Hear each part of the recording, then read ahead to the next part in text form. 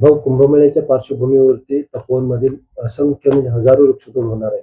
आज शिवसेनेच्या वतीने एक आंदोलन करण्यात आले. ते झाडं तोडावे का नाही तोडावे आणि त्यांची भूमिका काय आहे?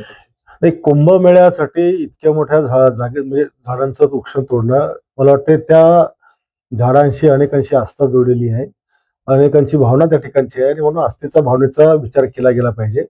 आणि एकीकडे आपण दिवसेंदिवस विकास करतो, विकास करताना जंगलाचा ऱ्हास करतो आणि त्याच्यामुळे पर्यावरणाचा धोका निर्माण झालेला आहे. ग्लोबल वॉर्मिंगचा प्रॉब्लेम मोठ्या प्रमाणात उभा राहिलेला आहे.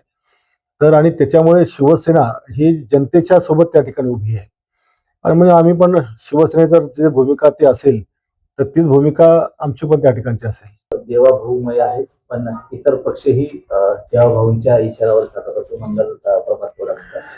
मंगल प्रसाद लोढा साहेबांनी सांगितलं की भारतीय जनता पक्ष तर देवाभाऊचा आहे, त्याच्यामध्ये काही नाकारता येत नाही, परंतु सगळेच पक्ष देवाभाऊ चालवतात हे सगळं 100% खोटं आहे. शिवसेना हा पक्ष शिवसेनेच्या ध्येय धोरणावर चालतो.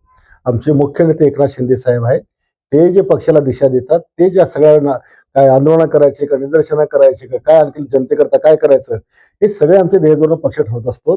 त्याच्यामुळे लोढाजीच्या बोलण्यामध्ये आम्हाला काही तथ्य वाटत नाही. ते त्यांनी त्यांच्या प्रेमापोटी केलेलं वक्तव्य असावं. मुंबईत भाजपचा महापौर झाल्यावर आपली कॉलर टाईट होणार आणि शेजारचा मुलगा कितीही सुंदर असला तरी आपल्याच मुलाला कडेवर घेतलं जातं.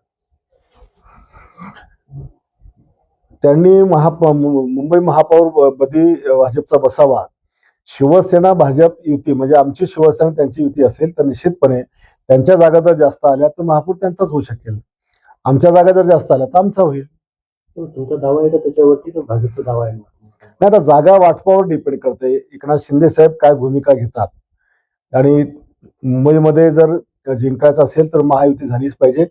जे महाराष्ट्रात महापालिकांमध्ये नगरपालिकांमध्ये खाली झालं, काही ठिकाणी आपसात भाजप शिवसेना लढली आणि त्याचा फटका आम्हालाच त्या ठिकाणी बसला आणि महाविकास आघाडीला फायदा झाला, तर महाविकास आघाडीला फायदा होणार नाही याची काळजी दोन्ही पक्षाचे नेते घेणारच आहेत.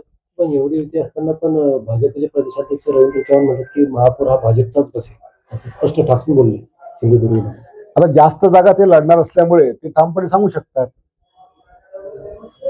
आपला दावा राहील का? आता आमच्या जागा आम्ही किती लढवतोय, कारण अद्यापर्यंत तर काही आपला शिवसेनेचा महापौर होईल असं काही वक्तव्य आमच्या पक्षाच्या नेत्याकडून आलेलं नाहीये. पण जर समजा काही महायुती नाही झाली तर मग आम्ही पण आमचा महापौर करू. दुसरा मोबाईल नंबर 94 23 46 72 72. तिसरा मोबाईल नंबर 75 88 15 0001. वेबसाईट आहे sgavkari.com. मेल आयडी आहे aklgavkari@gmail.com.